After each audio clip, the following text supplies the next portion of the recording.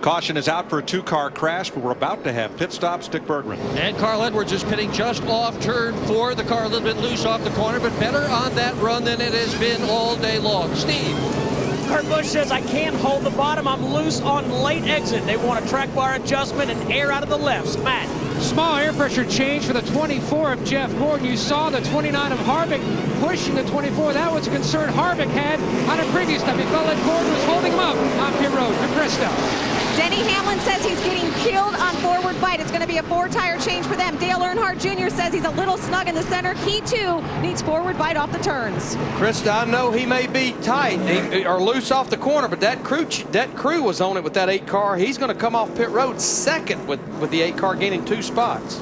Now you see Dave Blaney's 22 still sitting up in turn number 2. He was not the cause of the caution. He hit the wall in turn 1 after the caution came out. The action all started up in turns 3 and 4. I bet we got every bit of it. 99 knocks 84 out of the way. A.J. Allmendinger. That's what actually brought the caution out. Show you on NASCAR 3D. Give you a little video game view. And a little bit of a bump, and Allmendinger makes a nice little save to keep from hitting the wall. Now down in turn number 1. Now the caution is out. Caution's out. Spin off of 4. Caution is out. Just going down there under caution. Right front blew out. You know, Larry, there's something going on now. That's Brakes about just locked up or something here, guys. We just smacked the fence in one. There's about 3 or 4 right front tires we've seen blown out. Could it be brake heat? Could it be camber? Could it be what kind of an issue we got going on here? I can't help but think how hard Dave Blaney was racing a while ago with Sterling Marlin in that 14 car trying to stay on the lead lap. I would probably, if I had to guess, I'd probably say brake heat. That, or is the splitter? No, not on the right front unless he gets into somebody's left rear. So got to be brake heat. Let's talk about why qualifying is so important here, especially sitting on the pole for a 500-lap race. You pick pits by how you qualify. That's Denny Hamlin's pick right there. He has no one in front of him, and that's the reason he's able to win the battle, because all he has to do is beat the other cars that are right there. It's another reason Jeff Gordon has had so much success here. He qualifies good. Boy, Dale Jr. had a terrible restart. I think he must have spun the tires because actually Jeff Gordon got into the back of him as they come to get to green. They are second and third with 2 lapped cars separating them from the leader. Johnny Sauter and Casey Kane both 1 lap down. And they're battling to try to be the first car 1 lap down to get a free pass should we get a caution. Like J.J. Yaley did on the last caution flag. And you know, we've had 5 cautions. 3 of those cautions, Matt Kenseth was just about to go a lap down. He was about to go a lap down that time in the 17 car. I tell you, Jeff Gordon is wearing old Junebug out right here now. He's got to look at it. He's looking every which way he can. Almost hooked him there, Darrell, coming off 2. He's nerfed him a couple of times. I think what Jeff is seeing is that 11 car kind of disappearing. Getting further and further out there while these guys are trapped behind Johnny Sauter and especially Casey Kane in the 9 lap down cars. Plus, Darrell, isn't it a lot easier on your race car once you get clear of that lap traffic? Oh, yeah. I mean, you get cool air into your brakes, so brake heat is not as big a deal, and you don't have to use as much brakes. Everything you do here is based on how much brake am I using. And when you can get in a position where you don't use as much, it's good, right, Jeff? That's right, Darrell. And the thing is, when I was listening to you guys talk earlier, as a winner here at Martinsville, and you see guys like Denny Hamlin taking off the rabbit, we a lot of times call him. You knowing what's going on like Jeff Gordon, he's won here this 7 times. Sometimes you let a guy like that going out there and wear his stuff out because you know you're pacing yourself, saving those brakes, conserving something, because really, when you really need it, it's the last 100 laps of this race, not the first 100. And Jeff, I just think that's one of the unknowns. We talked about it at the top of the show, how much brake these guys were using in practice, and I'm not sure a lot of them know what their brakes are going to be like the last 100 laps of this race. I think the big unknown is the box, that the air box for the brake coolers themselves. It's totally different than what the teams have used in the past. It's a lot different configuration where you hook your brake hoses and all. doesn't look to me like, just looking at it, it would get near the air that the old boxes got. And this is what NASCAR mandated on every one of the cars of the new COT car, the car tomorrow. Yeah, that's an area where I don't know that I would mandate anything. You got to put up there what you need to get the job done. Where that opening is, the size of the duct, the shape of the duct, how many outlet exit has, that is all now to one specification, and the teams are no longer allowed to take and look at that area as they used to and improvise. Darrell, as I look at Kevin Harvick in the 29 car, of course the Busch Series off this weekend, but the NASCAR Craftsman Truck Series raced here yesterday on Fox. You made a great comment. With the unknowns of the car tomorrow, if you were a driver, you would have wanted to participate in that race yesterday like Kevin Harvick did when he finished fourth. When we look at the car that we're running today, the car of tomorrow, if you want to call it that, it looks like a truck. From the windshield forward, it's got the same nose, same splitter, and same everything. And as a matter of fact, having driven both of them, it drives like a truck.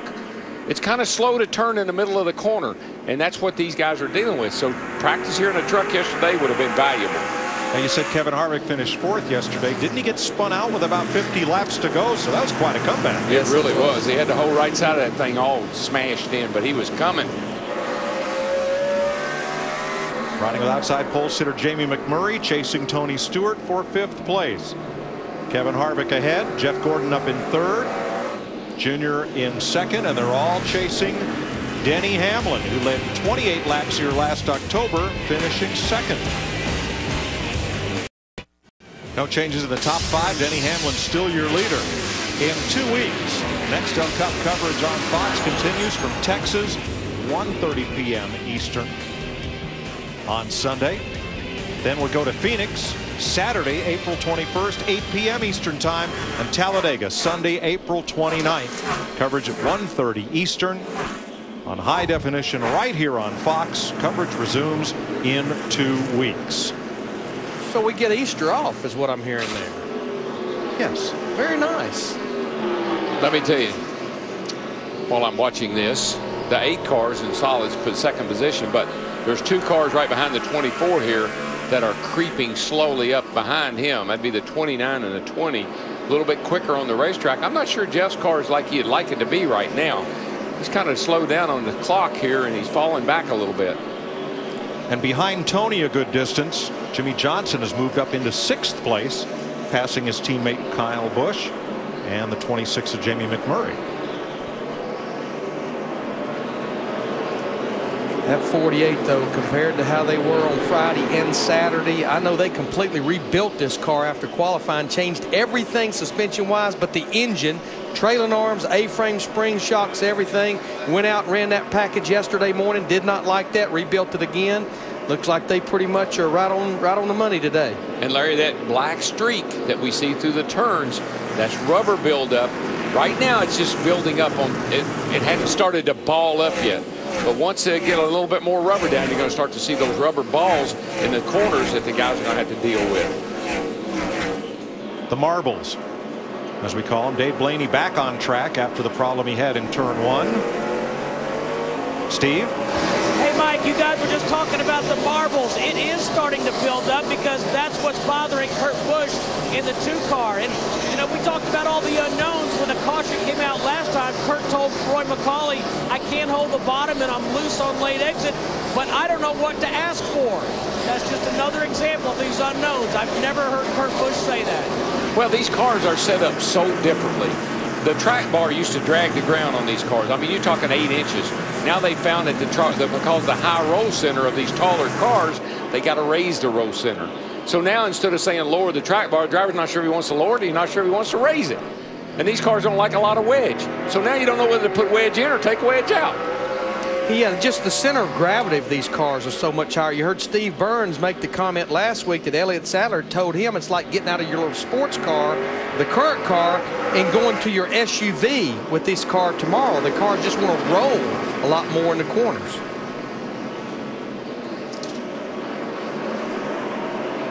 Race leader Denny Hamlin about to put a lap on David Rudiman. That'll be the 4th today.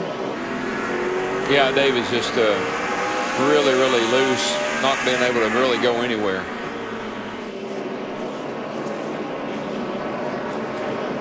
And David's got a lot of laps around this place. Here's Juan Pablo. He's looking pretty good. Pulling up on Regan Smith in the Army 01. Steve? Hey, Mike, an update on Juan Pablo Montoya. Since the drop of the green flag, he's been saying that his race car is tight, but he is such a smart racer. He's been asking his spotter, Tab Boyd, how the 41 car of Reed Sorensen is doing. Sorensen was better than he early in the race. But I tell you what, Juan Pablo Montoya is still hanging out in the top 20, still on the lead lap. I would say that's the biggest mission of this team today, is just run all of these laps here in this 500 laps. Larry, I've seen guys come here, stock car drivers, guys that have experience in these kind of cars, and not be able to figure this joint out. I mean, just buffalo them. I haven't noticed that. I don't think we've been anywhere yet that Juan Pablo wasn't pretty good right off. I mean, he adapts so quickly. That's the thing that's been so impressive. I agree.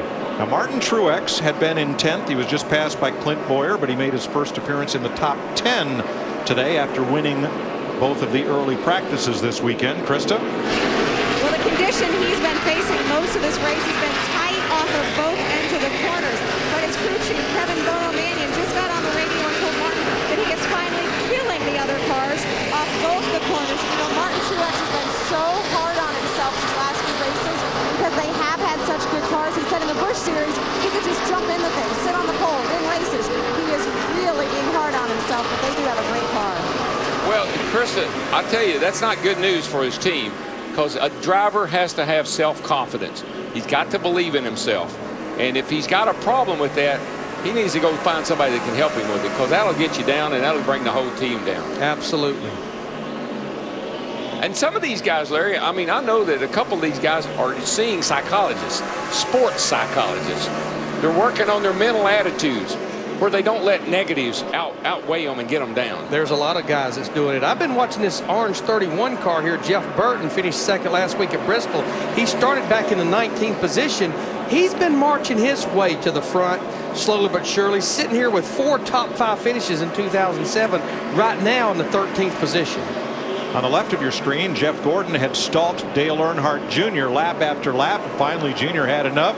Gave Gordon the bottom. Tony Stewart came right through with him. Junebug's car's gone all to pot. Let me tell you, it's starting to slide up the hill and got some huge problems. Let's ride with him, Darrell.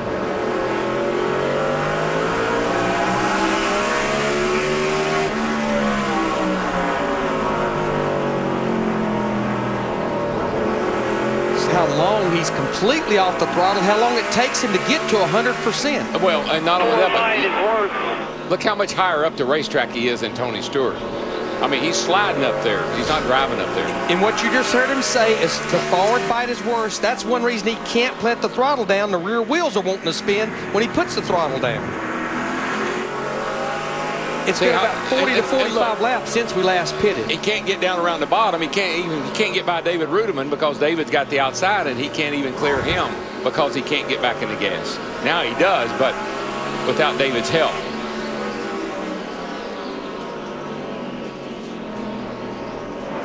These long greens now, that changes a lot of things, man. This is when you'll have a brake issue because you don't have a chance to cool them down. And if you're running hard trying to pass people, this is when you're going to know if you're going to have a brake issue or not.